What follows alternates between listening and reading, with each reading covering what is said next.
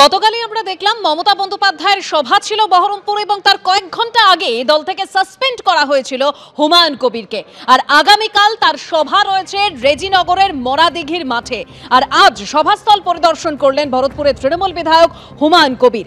এই সভাস্থল থেকেই বাবরি মসজিদের শিলান্যাস করার কথা রয়েছে তার। আর এই সভার আগেই জোর কদমে প্রস্তুতি চলছে মঞ্চ বাঁধার কাজও। রাস্তার বিভিন্ন অংশে প্রস্তাবিত মসজিদের পোস্টারও সাঁটা হয়েছে। আর এলাকায় কড়া নিরাপত্তা ব্যবস্থা, রুটমার্চ করা হয়েছে বিএসএফ এর তরফে। হুমায়ুন কবিরের আগামীকাল সভা রয়েছে রেজিনগরের মরাদিঘির মাঠে। আর সেই সভা থেকেই বাবরি মসজিদের শিলান্যাসের কর্মসূচি রয়েছে তার। এবং আমরা জানি এই মামলাতেও হাইকোর্ট কোনো রকম হস্তক্ষেপ করেনি। আর একদিকে আপনারা যে ছবি দেখতে পাচ্ছেন সভার প্রস্তুতি, অন্যদিকে বিএসএফ এর তরফে এলাকায় যে রুট মার্চ করা হয়েছে, অর্থাৎ এই কর্মসূচি ঘিরে আঁটো নিরাপত্তা ব্যবস্থা।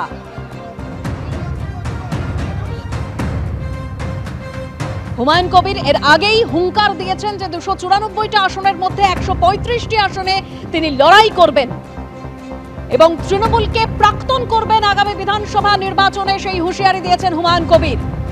আর আজ যে তিনি সভাস্থল পরিদর্শন করেছেন, একদিকে সেই ছবি দেখতে পাচ্ছেন।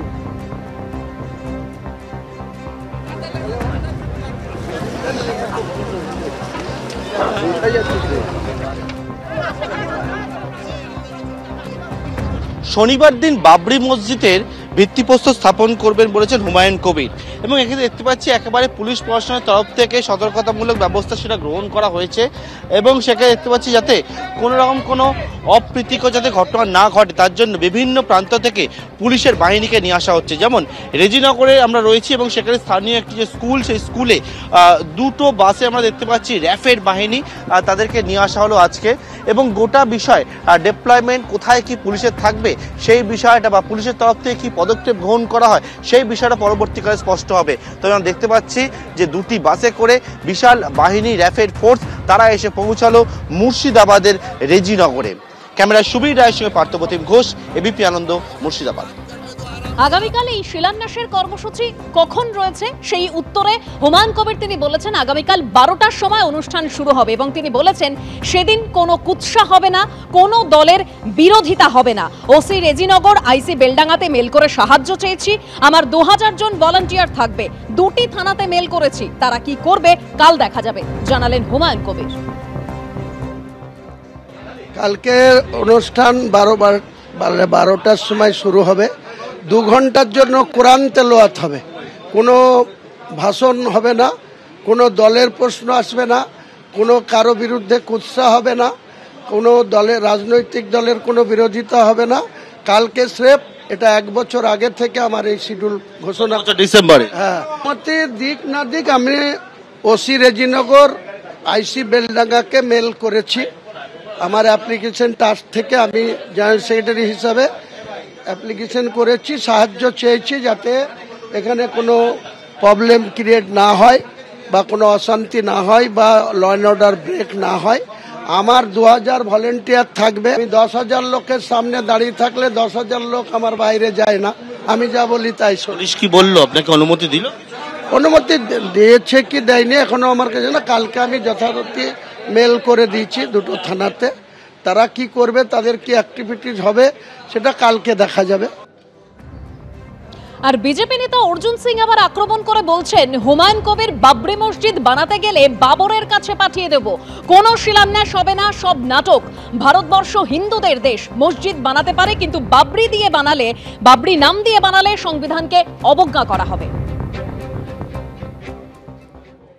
Humayun Kabir frontman of the Mamata Banerjee. আজকে হুমায়ুন কবির অনেক কথা বলবে, মমতা ব্যানার্জি ওই হিন্দুরা মারা গেল, মমতা ব্যানার্জি কিছু বলেনি। এটা না বললে তো ওর দোকানদারিটা চলবে না। ও কোনোদিন হুমায়ুন বাবরি মসজিদ বানাতে পারবে না। বাবরি মসজিদ বানাতে গেলে বাবার কাছে পাঠিয়ে দেবো আমরা। ভারতবর্ষে এখন হিন্দুরা অনেক স্ট্রং আছে, যেভাবে পাঠাতে হবে যেটা বুঝুন আপনি। আরে কোনো শিলান্যাস হবে না, সব নটঙ্কি চলছে। আপনি দেখবেন ভারতবর্ষকে হিন্দু রাষ্ট্র বানাবোই আমরা। ভারতবর্ষে হিন্দুদের দেশ, 57টা দেশ আছে মুসলমানদের। যাক ওখানে বাবরি মসজিদ বানাক বা যেই মসজিদ বানাক, আমাদের কিছু নেই। মসজিদ বানাতে পারে, ভারতবর্ষের সংবিধান অনুযায়ী মসজিদ কেউ বানাতে পারে, তাতে কোনো ধর্মের লোকের কোনো আপত্তি নেই। কিন্তু বাবরি নাম দিয়ে আপনি বানাবেন, তার মানে আপনি সরাসরি হিট করছেন সংবিধানকে, আইনকে। আর 2024 সালের 70-30 মন্তব্য হুমায়ুনের কবিরের, আর সেই মন্তব্য প্রসঙ্গে ঘণ্টাখানেক সঙ্গে সমান অনুষ্ঠানে হুমায়ুন কবির তিনি বলেছেন যে মমতা বন্দ্যোপাধ্যায় বলেছিলেন ইউসুফ পাঠান আবু তাহেরকে জেতাতে হবে, তারা হারতে বসেছে, তাই তিনি শক্তিপুরের সভা থেকেই মন্তব্য করেছিলেন। শুনুন। বিজেপি সম্পর্কেও সাম্প্রদায়িক দলটা ব্যবহার করলেন, একাধিকবার সাম্প্রদায়িক শব্দটা বললেন। আপনার সেই বিতর্কিত বক্তব্য যে 70% আর 30% ভাগীরথীতে কেটে ভাসিয়ে দেবো, তো এরপরে তো রাজ্যের অধিকাংশ মানুষ মনে করে যে হুমায়ুন কবির একজন সাম্প্রদায়িক রাজনীতিবিদ, সাম্প্রদায়িক ব্যক্তিত্ব। আমি একবার আপনার অবশ্যই উত্তরে আসবো, কিন্তু তার আগে কি বলেছিলেন আপনি, যে নিয়ে এখনো স্টুডিও উত্তপ্ত হয়, দেখাবো। কত ধানে কত চাল হয়, 2 ঘন্টার মধ্যে তোমাদেরকে যদি ভাগীরথীর গঙ্গায় না ফেলতে পারি, রাজনীতি থেকে সরে যাব, শক্তিপুর এলাকায় বসবাস করা বন্ধ করে দেবো। এখানে তোমরা হাতির 5 পা দেখেছো, কিন্তু যদি ভেবে থাকো যে 30% লোক মুর্শিদাবাদ জেলায় আর আমরা 70%। হুমায়ুন, আমি 1 মে 2024 সন্ধ্যা 7টার সময় শক্তিপুর গ্রাউন্ডে এই বক্তৃতাটা রেখেছিলাম। ওই দিন ঘটনাক্রমে রাজ্যের মুখ্যমন্ত্রী বড়ুয়া একটা জনসভায় এসেছিলেন। আমাকে 4:50 হেলিপ্যাডে ওঠার আগে আমাকে বলেছিলেন যে ইউসুফকে জিতাতে হবে এবং আবু তাহেরকে জিতাতে হবে, তারা হাঁটতে বসেছে।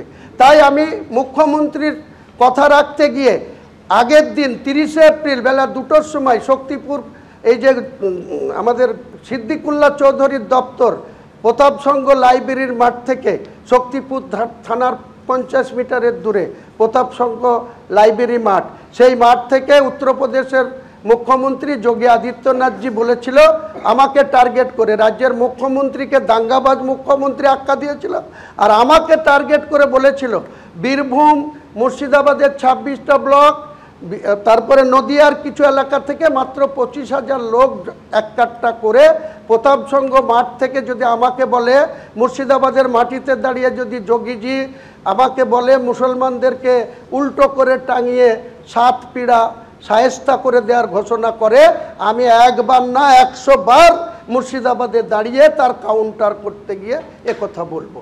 একবার। হ্যাঁ, কিন্তু এটা তো অ্যাকচুয়ালি কাটাকাটির রাজনীতি। আমি আপনাকে বলছি যে এটা তো তার মানে আপনার উদ্দেশ্য যাই থাক, আপনি কোট আনকোট বলছেন মুখ্যমন্ত্রীর কথা রাখতে গিয়ে, যোগী আদিত্যনাথের জবাব দিতে গিয়ে, আমি সব বুঝলাম, কিন্তু সাম্প্রদায়িক মেরুকরণ করেছিলেন ভোটের রাজনীতির জন্য, ভোটে জেতার জন্য খুনোখুনির রাজনীতিকে স্বাগত জানিয়েছিলেন এ রাজ্যে। এই বক্তব্য যে হুমায়ুন কবির রেখেছে, সেই হুমায়ুন কবির আজকে বলছেন যে আপনার নতুন দল হবে সেকুলার, ধর্মনিরপেক্ষ। তো এটা কি মানুষ বিশ্বাস করবেন, যিনি এই বক্তব্য রেখেছিলেন ওই 70-30-এর? বিশ্বাস করবে কিনা সেটা সময় কথা বলবে। আমি তো আজ পর্যন্ত মুখে বলেছি, পলিটিক্যালি আমার প্রার্থীদের জিতানোর জন্য মমতা বন্দ্যোপাধ্যায়ের কথা রাখতে গিয়ে আমি বলেছি, সেটা ফলেও কাজ করেছে, আমার বক্তব্যতেও কাজ করেছে। কারণ না, আমি বলছি আপনি মুখে বলেছেন, আমি আশ্বস্ত হলাম না, আপনি কি কাজে করার কথাও ভেবেছিলেন? মোটেই না, মোটেই না। আমি কাজে আজ পর্যন্ত কোনো পিঁপড়ি মারার পক্ষেও না, আমি কাউকে খুন করার পক্ষেও না। হুমায়ুন বাবু, একটা জিনিস আমায় বলুন, সেটা হচ্ছে ওই 70-30 মন্তব্যের পর একটা বোধহয় FIR হয়েছিল, আপনি জামিন টামিন নিয়েছিলেন নিজেই আত্মসমর্পণ করে, কিন্তু কোনো পুলিশি ব্যবস্থা বা দলের তরফ থেকে আপনাকে শাসন করা হয়েছিল? কোনো তিরস্কৃত হয়েছিলেন দল থেকে ওই 70-30 মন্তব্যের পর? কিচ্ছু বলা হয়নি, শুধু অভিষেক বন্দ্যোপাধ্যায় বলেছিল যে আপনি এই ধরনের কথা কেন বলছেন।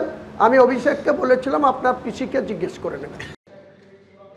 গতকাল ঘণ্টাখানেক সঙ্গে সমান অনুষ্ঠানে এসে হুমায়ুন কবির তিনি প্রশ্ন করেন যে ববি হাকিম একটি অনুষ্ঠানে সাম্প্রদায়িক মন্তব্য করেন, তার জন্য বিধানসভায় বিজেপির পরিষদীয় দল তাকে বারবার বয়কট করেছে, স্পিকারের নির্দেশে ববি হাকিমকে ক্ষমাও চাইতে হয়েছে। এটা কোন ধর্মনিরপেক্ষতার পরিচয়? শুনুন।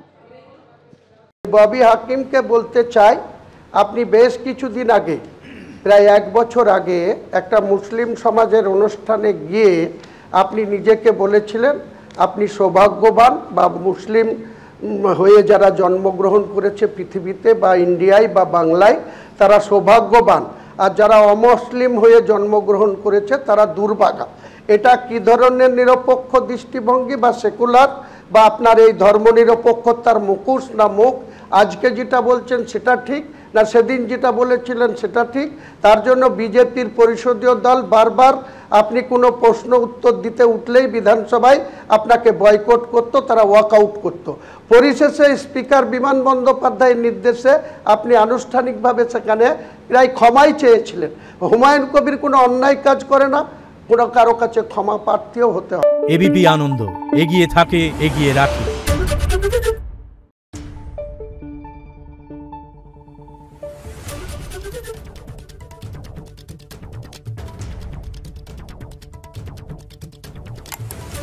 Thank you.